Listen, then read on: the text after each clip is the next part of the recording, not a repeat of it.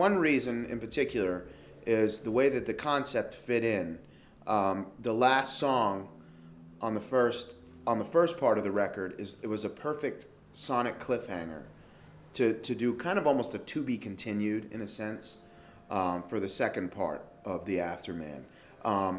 Either way, it was going to be two records with the amount of material we had because all the songs worked perfectly conceptually.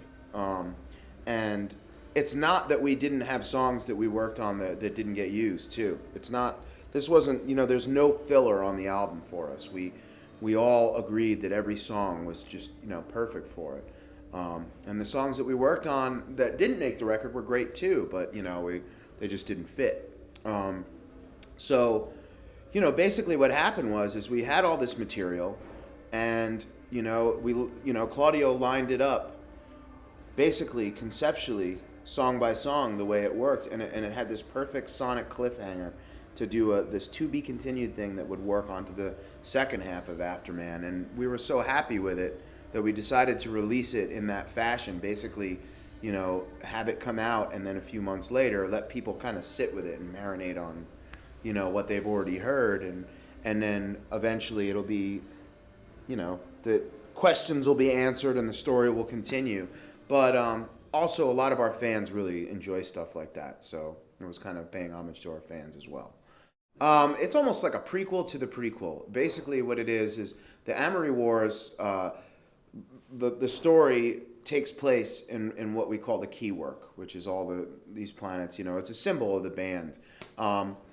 And what happens is, this is way before, in time, and Cyrus Amory, who is the one who discovers the Keywork, as we'll find out in the story, he goes off, he develops a suit that he can go off into space and explore basically the unknown, what we would call the unknown. And that's where he discovers the Keywork.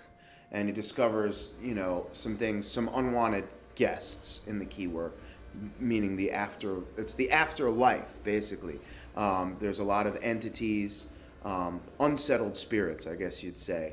And basically it kind of deals with a lot of questions that we all deal with religion and, what is afterlife? Is there an afterlife? And, this scientist goes out to search for that and loses everything that he had in his life back on Earth. Like, his loved one goes on. Everybody thinks he's dead because he's gone so long.